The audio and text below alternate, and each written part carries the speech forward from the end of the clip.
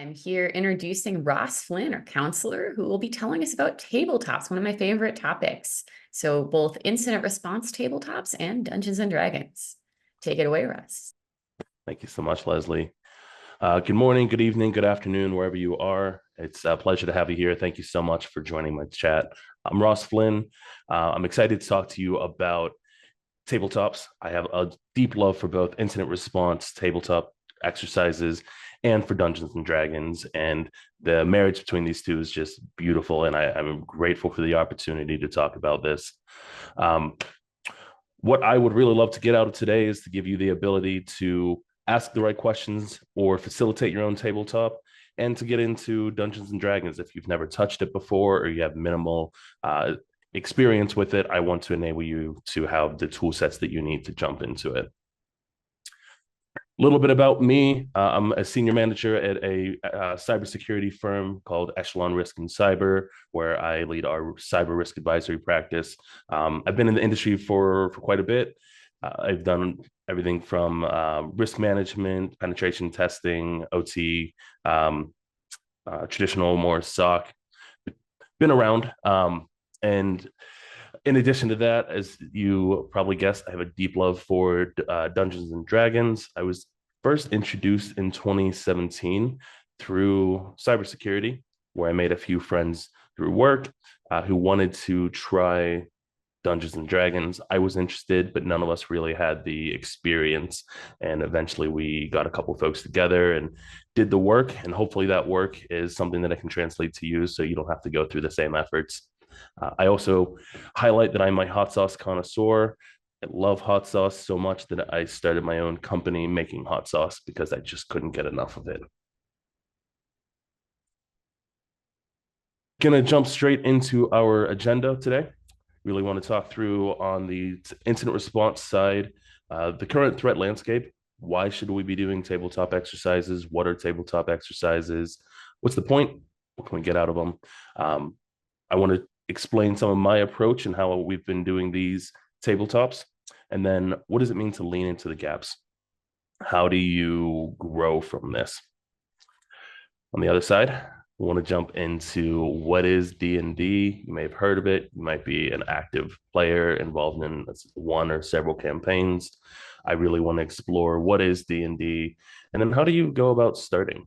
If you wanted to get your foot in the door and start playing, I want to give you those tool sets. So jumping into the current threat landscape, it's really fascinating if you start looking at the speed of threat actors. Currently, 79 minutes is the average breakout time it takes for an adversary to land in an environment and move laterally across a network. And while this a lot of people hear this and think that this is just in a traditional environment, but this is also extending into the cloud environment as well. We're seeing threat actors that are not solely staying within the one device that they have compromised, but very quickly trying to pivot, escalate. I think the quickest that I have heard is about 8 minutes to get through from initial point of access into lateral movement. Additionally, we talk about identity. We talk about how we're protecting identities. 80% of today's attacks are beginning with compromised credentials. I don't think that would come as a surprise to anyone. We continue to see a need for user awareness training, continue to see a need for locking down how we're accessing our assets and our tools, because compromised credentials, any form of an insider threat and access that might be overly permissive, they're all major threats. And I think this statistic highlights the need for locking down our identities. And then we're seeing a 95% increase in cloud exploitation. Cloud savvy threat actors are upping their game. It used to be you get in, you see that there's a cloud environment and the effort doesn't really go there, but there have been a lot of fruits to those labors. There have been a lot of successful threats and threat actors that have compromised cloud environments. So we have to keep upping our game. So all of that is really highlighting the need for a tabletop exercise. And I think this will come to no surprise based off of what this talk is.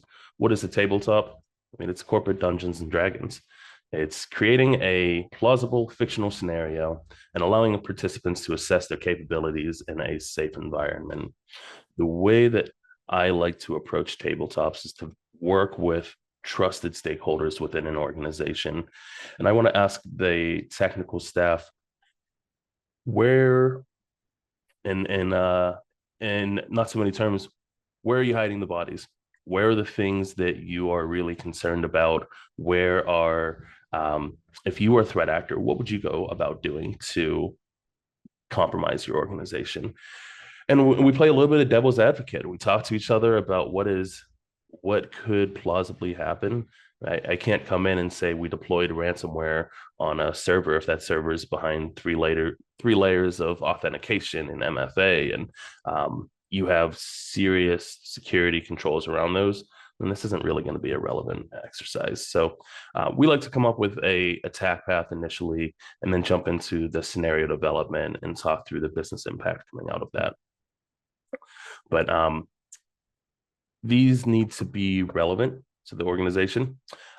We want to help build some muscle memory.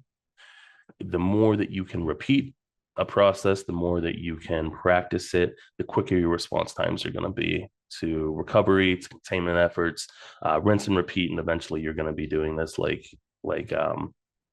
second nature.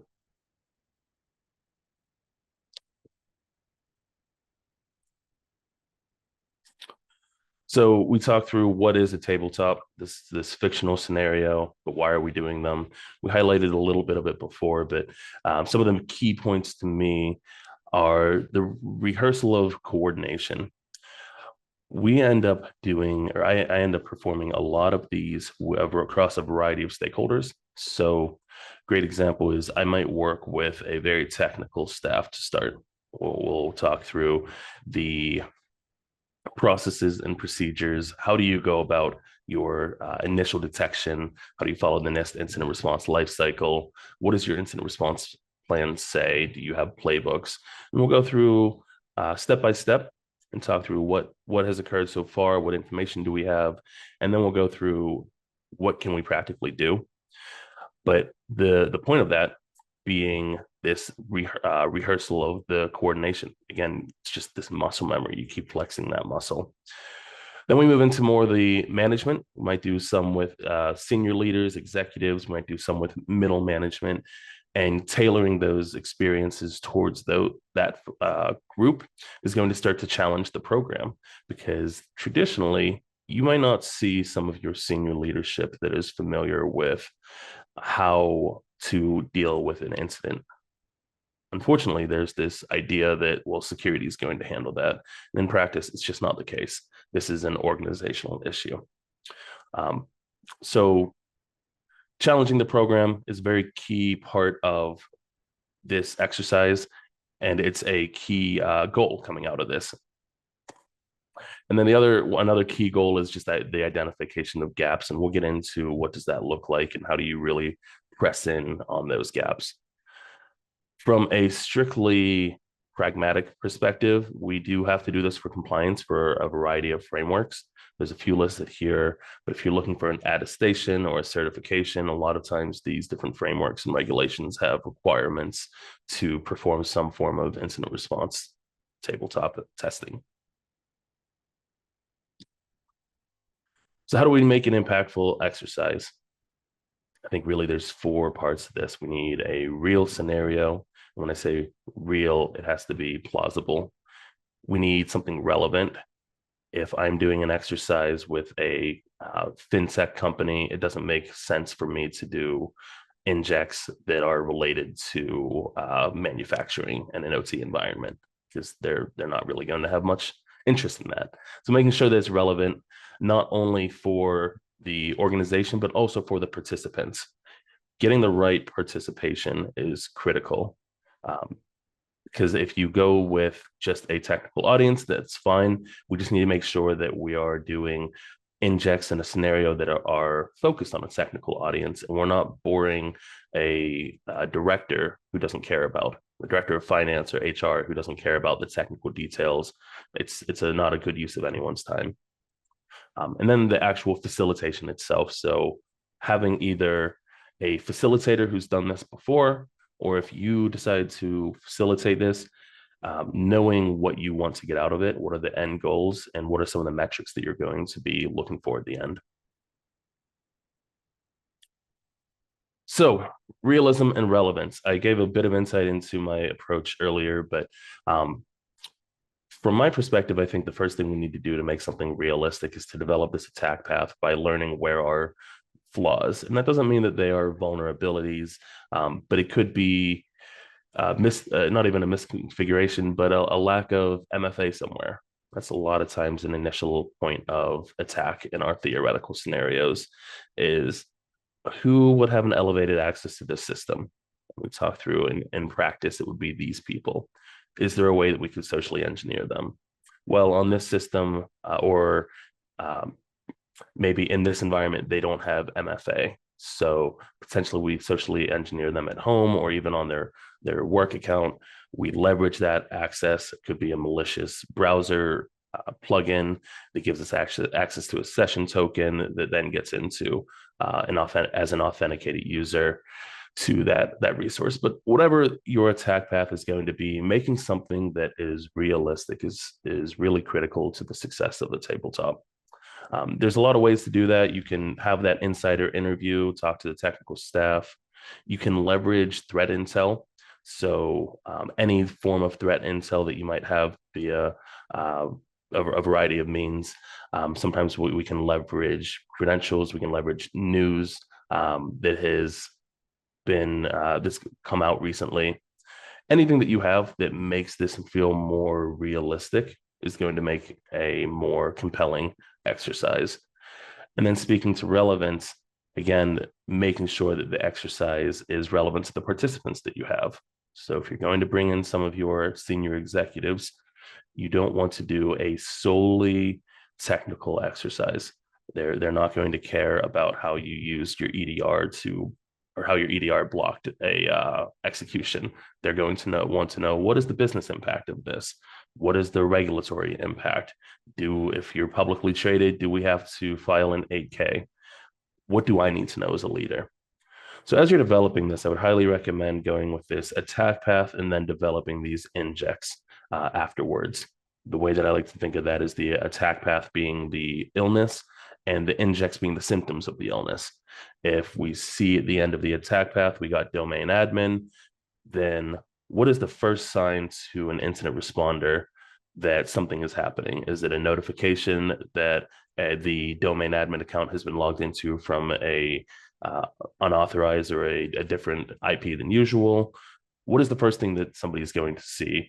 And then building out and building upon that afterwards is really where you can get creative with the scenario and developing these injects to be relevant to your audience. Participation, right people, right time. Practice with the technical staff first. I think you're going to get the most value out of doing this with technical responders and then doing this with some of your senior leaders afterwards, after you've had an opportunity to engage that incident response plan, maybe tested out some of your IR playbooks already. That's the time when you have the coordination down internally to go ahead and bring in the leadership and let them in on some of the process and struggle with some of those problem sets that you put forward. I always like to see what is the end goal. So as we said earlier, establishing what you want to get out of the exercise.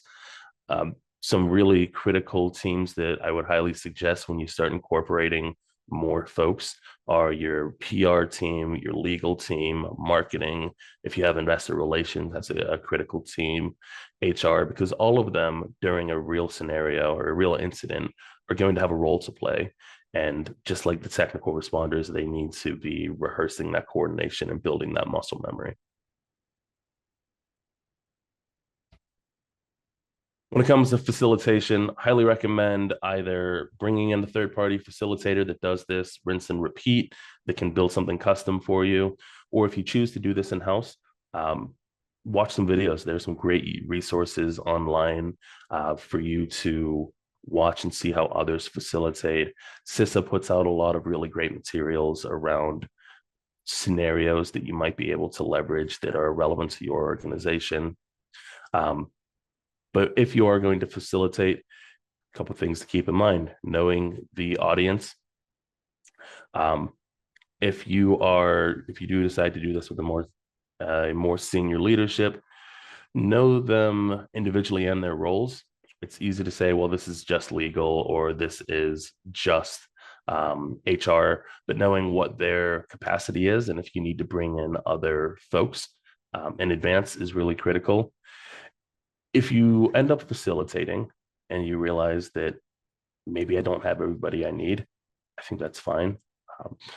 That is a great opportunity to talk about what would happen in the interim if that person were truly unavailable.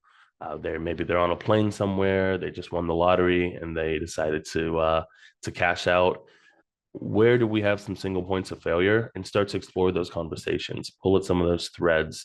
If you identify that maybe you didn't bring in all the appropriate people, it's okay, have the conversation anyway. So be aware of all the roles in the room. Be very familiar with your plan is key as well. If you have an external facilitator, absolutely provide that facilitator with your IR plan in advance, because they're going to want to know what are some of your processes that they should be looking out for, and how can they better help test your readiness so that they can provide you with a report at the end that is valuable. Where did you adhere to the plan? Where did maybe you skip a couple steps and maybe didn't follow the plan, not even to a T, but overall miss an entire section. So having a level of familiarity with your incident response plan is going to produce more actionable after action items, and it's going to produce more relevant recommendations. I think it's fine to throw in curveballs. I think it's fine to throw in, this person is unavailable, this tool is malfunctioning on the day. There's a lot of opportunity for you to have fun and talk through and practice what would really happen here in a safe environment. Because ultimately, I think we really need to set the stage for our participants that this is a safe place to ask questions. This is a safe place to not feel ashamed of not knowing an answer, but let's take something out of this. When we take some action items out of it, when we realize maybe there's an answer we don't have, now we know what to go ask. Because ultimately, at the end of the day, this is corporate Dungeons and Dragons. And we as facilitators, or if you bring in an external facilitator, that person is going to be your dungeon master, and they're going to build the world for the participants to run with. They're going to set up the stage and ask the participants to make their decisions, and that person will accommodate as the participants make their choices. Afterwards, when you're finished with the actual exercise itself, really, really valuable, critical, do a full debrief with the team. You want the buy-in from everybody that participated. You want to hear what they thought went well, what maybe didn't go so well. Where did we identify a gap? Where was maybe we made a misstep or a mistake, or hindsight's 2020, we realized something afterwards. Have that debrief. These exercises could be 2 hours. If you want to go for shorter ones, you could do mini exercises. You can do anywhere up to 4 or 5 hours if you have the right buy-in and the right scenario and need. So setting that stage up front and letting them know this is how long it's going to be. Carve out at least 30 minutes for a full debrief and talk through, where do we think there could be improvement? Where do we think we've really excelled? I think in our industry, we tend to highlight the negative a lot, and we really don't give ourselves credit for the positive things we do, and we need to begin giving credit where credit is due. Call out the good things, call out the opportunities for improvement, and then write an actionable after action report with detailed recommendations, something that is not going to be cookie cutter, but is relevant to the scenario and relevant to what actually occurred. And ultimately, this needs to be meaningful. Think through business impact. Think through, if you're the facilitator here, who is going to be most impacted by this outage? Whatever the outage is, who do you want to be impacted? What system do you want to be impacted? Make it meaningful to the attendees, and make it feel real. Because otherwise, you won't get the investment. You really won't get the full value of it if it feels like it's kind of a throwaway. Key takeaways. I could talk at length about this, but I want to make sure we leave time for the other fun part of this as well. Key takeaways: exercises, they're really great for helping build that muscle memory, build that rehearsal, make it so that you can respond much more quickly whenever you do go through a real scenario. Identify your gaps and weaknesses, call them out at the end of the exercise, and call them out in detail. These aren't criticisms, they're opportunities for us to continue to mature the program, which is ultimately going to benefit everybody. Making it realistic, relevant, those are really the keys to making a successful exercise. So go through that process, develop your full attack path. Doesn't have to be the most detailed thing, but develop a attack path from how do we get from a certain level of access, whether you do insider threat or you're doing any type of threat actor externally, how do they get from there into a level of elevated privilege, make it practical, and then come up with some injects and some problem sets that are related as the outcome of that. Then finally, implement those improvements. Those improvements are really the value coming out of this exercise, the continued maturity and the continued growth. Feel free to drop comments and questions if you have them. I'm going to leave some time at the end for those, but I am going to go jump into the Dungeons and Dragons portion of this. Want to talk through what is D&D. So similar to giving you a high-level overview of incident response tabletops, I want to give you a high-level overview of Dungeons and Dragons. We'll walk through how do we get into it and what are some of the things that you need. But truly, this is meant to be very introductory to Dungeons and Dragons. I want it to be accessible to anyone because this is a very accessible game. If you feel intimidated because you've seen people play it or you've heard about it and it seems so confusing, we're going to demystify that in the next 20 minutes. If you've played this before, this is going to be a lot of review. I think there's still some great stuff you can take from it. It's a lot of fun just to talk about, but we're not going to go deep into all of the different campaigns and all the different mechanics of the game.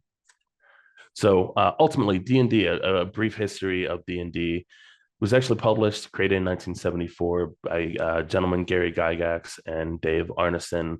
They met at Gen Con, a hobbyist conference in 1969, where Dave brought Blackmore, his game Blackmore, to Gary. And Gary had started a group of wargaming, other types of wargaming games, and others that like to play those, but there wasn't really anything in that fantasy realm like Dungeons and Dragons. So the two of them came up with this. Dave took Blackmore to Gary. Two of them had some conversation and eventually came out with what turned out to be the first version of Dungeons and Dragons, which has set the stage for many other tabletop RPGs. You have Pathfinder, which is another version of Dungeons and Dragons, kind of an offshoot. You have the Warhammer role-playing game. There's even a Pokemon tabletop one now, Call of Cthulhu. There's all types. But this is really the catalyst for those. We have seen a lot of iterations of Dungeons and Dragons where we are on what we call 5e now, the 5th edition. And that's the most recent. And if you ask the average person who plays Dungeons and Dragons, that's most likely what they're playing is 5e. There was a major resurgence of Dungeons and Dragons within the last few years. Specifically in media, we're seeing the new movie, the Dungeons and Dragons movie came out, Honor Among Thieves, which ashamedly I haven't seen yet, but I am excited to see it. Critical Role started a couple years ago. Some voice actors, well-known voice actors and actors put together this collective where they started playing Dungeons and Dragons on a web series, and people just fell in love with it and ate it up.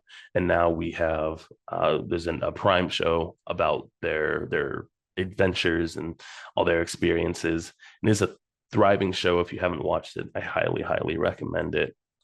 We also, of course, Stranger Things. I think everyone that has seen Stranger Things recognizes all of the similarities and all the times they reference Dungeons and Dragons, and now they incorporate it into the show. But there's been this massive resurgence in Dungeons and Dragons over the last decade.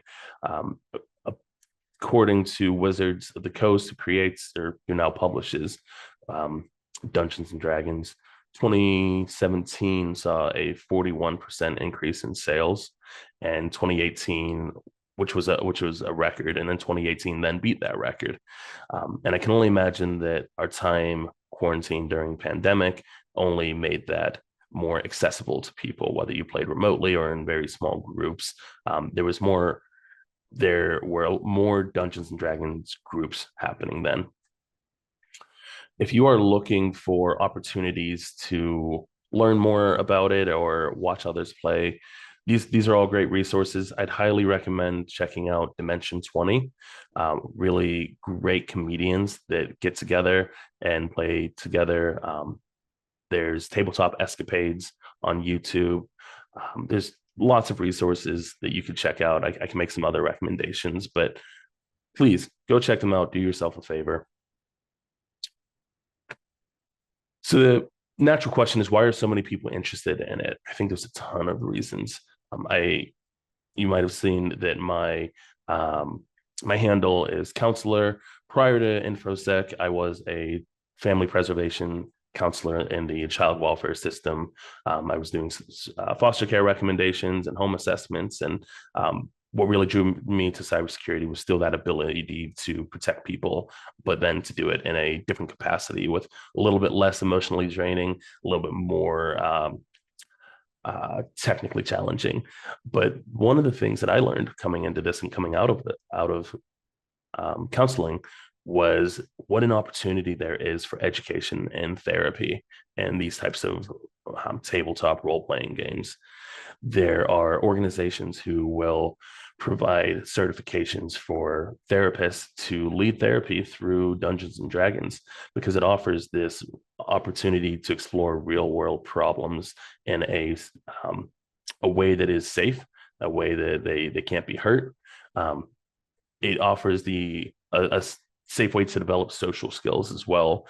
My wife is a teacher, and in elementary school has played very slimmed down versions of Dungeons and Dragons, just to teach kids some of the basics of taking turns and doing some basic math and ways to engage and develop social skills with other kids.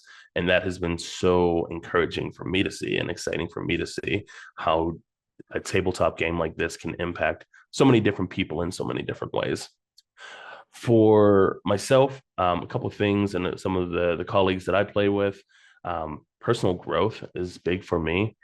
It allows me an opportunity to step away from work and just have fun, to try new accents and dialects and anything that I just feel like being creative with that day, or going into a new campaign. It gives you the freedom to create this character, and if you're a dungeon master, to create this world to be whatever you want it to be, and walk your participants, your players through it, just like you would in a incident response tabletop.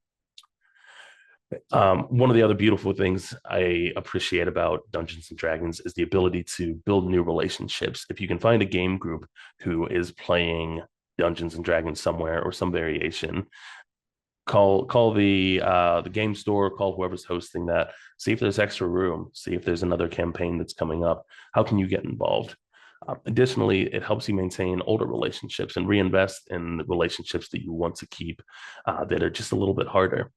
You can do a monthly cadence, you can do a weekly cadence, whatever is appropriate for your friend group, but it is a great way to maintain friendships.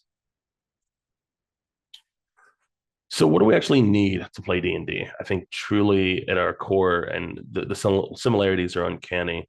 And InfoSec, we talk about people, processes, technology, and I think that actually applies to tabletop games as well. We need people, we need our processes, which are our stories and our the rules within the game, and then we need our resources, our technology. We're still talking about some of the same things here. As far as people go, one distinction I like to make right out the gate is that there are two main roles as far as for people. You have a dungeon master and you have a player. In a group, you might have one dungeon master and up to 5 players. Some groups can go as few as 2 to 3. Others go up to 6 or 7. I think a sweet spot is somewhere between 4 and 6 players. But they each have a role. The dungeon master is your world builder. They're going to be creating the world, setting the stage, and letting players play into that world.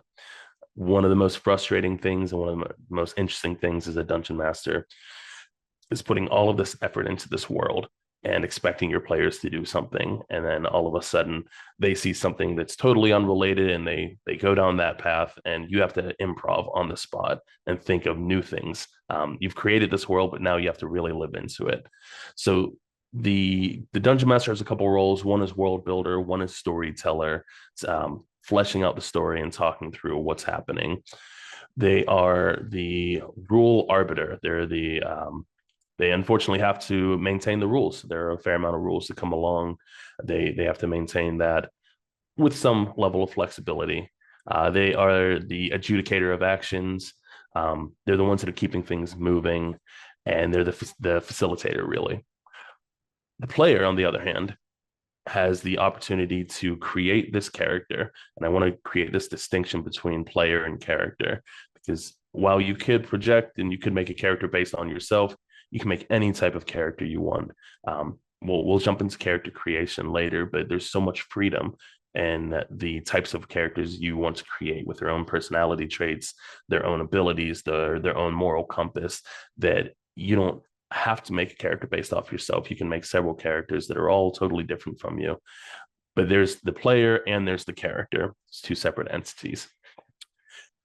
Similarly, the dungeon master will be creating characters. They're called non-playable characters, NPCs. So dungeon master will be creating their NPCs that the players will interact with. As far as places to go, a lot of people will ask, well, what does a game look like? The picture on the left, that is exactly what a game of D&D will look like if you can play in person. You have your character sheet. You might have a pen and pad. You can write down your questions, write down your responses to things. Whereas on the right, if you're not able to meet in person, there are some great resources online to get in a group and play with people remotely. This one happens to be Roll20, but there are a couple others that are really solid. The online community for Dungeons and Dragons has exploded in the last few years as well. There are a ton of free resources out there. If you're interested, feel free to connect with me on LinkedIn afterwards, and I can point you in that direction. So I threw out the term campaign a bit earlier. So what is a campaign? Campaign is a series of sessions. So a session being maybe 2 to 4 hours that you get to spend your players. You're going to be playing in the same world with recurring characters. A campaign can last for 4 sessions, where you have one problem set you need to solve or one story you need to interact with, and then you're done after those 4 sessions. You can also have campaigns that last for years. My campaign with a group of friends we've had for 7 years. We have had 2 campaigns, and we're still about halfway through the second campaign in that time. So there's plenty of opportunity to make it as long or as short as you'd like. There's also a defined campaign, which is made by either Wizards of the Coast or another, somebody else might make them and publish them, where it's more of the dungeon master can follow through and read through somebody else's story that's already pre-written with a fair amount of flexibility. Or you can do what's called a homebrew, where the dungeon master creates their own world, their own setting, their own characters. Everything is custom.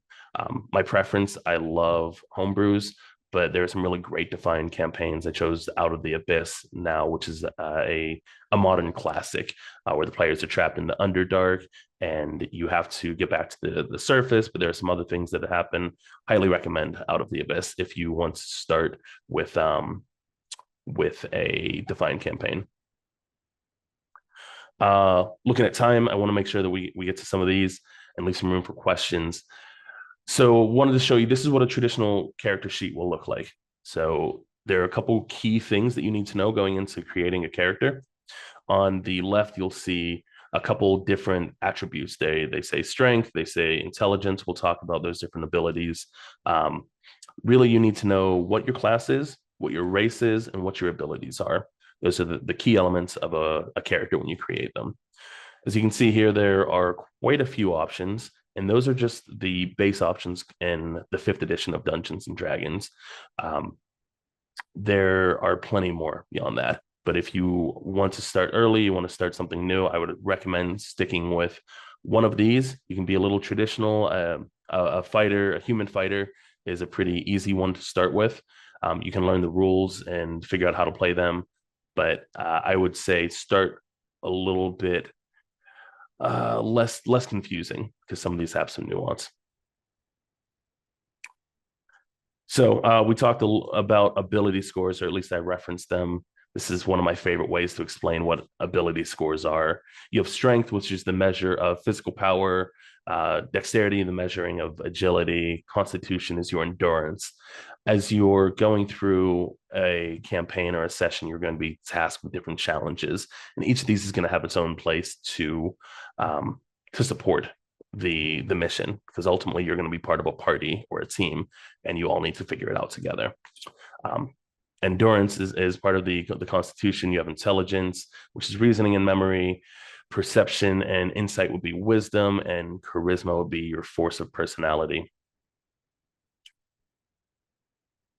I wanted to highlight some classes. Again, these are the base ones out of 5e. However, there are supplementary documents, supplementary support that create a much greater world. There are, as I know right now, at least 13 different classes now, and over 120 subclasses. So each of these classes can be broken out into a type of class. Again, if you're playing for the first time, I would recommend sticking with just a base class. But as you continue to grow and you continue to play, you can start to look into some of those subclasses. And each of these classes has benefits. So a rogue is going to have high dexterity because they need to be sneaky. They need to use stealth. So when they are challenged to do something in the game, like sneak past someone, they're going to be tasked with rolling a dexterity check. And that dexterity check is going to add value to the roll that they give. We'll talk a little bit more about rolls in a bit. So we talked about some native benefits to classes. There are some native benefits to races as well. So we won't go into all of these. Again, highly recommend starting with just a base level race whenever you jump into a campaign. So we talked about race. We talked about the classes. Still need a few more things in our character sheet. We need a backstory. So how did your character get to where they are? Backstory has there are some predetermined ones that you can pick. It's going to give you some different opportunities and different equipment. We're creating a fully fleshed out person, so we want to give them personality traits. We want to give them flaws, strengths, ideals. We want to give them opportunities to become their own identity, and then allow us as the players to control them. We want to talk through level. Usually you start a campaign at level 1, and that's really how powerful are you, how much experience do you have. You are going to have these stats, these ability scores that are modified based on the stats, or excuse me, the level that you are. We want to set up our spells, abilities, and equipment early on, and then we want to talk through proficiency, which is sometimes as a rogue, you might have a proficiency in stealth, and your dungeon master will say, I need a stealth roll. You roll, you have an additional level of proficiency to your roll. So ability scores and stats, as you see on the right, there's a formula. If you take whatever score that you have and you assign in the beginning of the game your a score to each of those stats. So strength has a stat, charisma has a stat. They all have their stats. There's a way that you assign those by rolling dice up front, but those are going to be your stats throughout the rest of the game unless you can add to them through leveling up. But you'll see on the right this modifier. If you have, I'm going to use 16 as an example, and that's your score, you get to roll +3 to all of your rolls related to whatever that is. If you happen to be low in something, maybe you have a 6 in that category in intelligence, then every time you roll an intelligence check, you're going to have -2 whatever you roll. So we have ability scores and stats. We have all these pieces we need. The last thing we really need is alignment. And you may have seen this before. This is my favorite depiction of alignment. Alignment is your moral compass, your character's moral and ethical outlook. When you are creating a character, you want them to really live into themselves. So if you have a lawful good paladin who has an oath, then they shouldn't be a part of a band of thieves, because you're not really living into what that oath is. Another example, maybe you're a druid and you have very strong feelings about animal treatment, because druids are take on forms of different animals. That would be part of their alignment.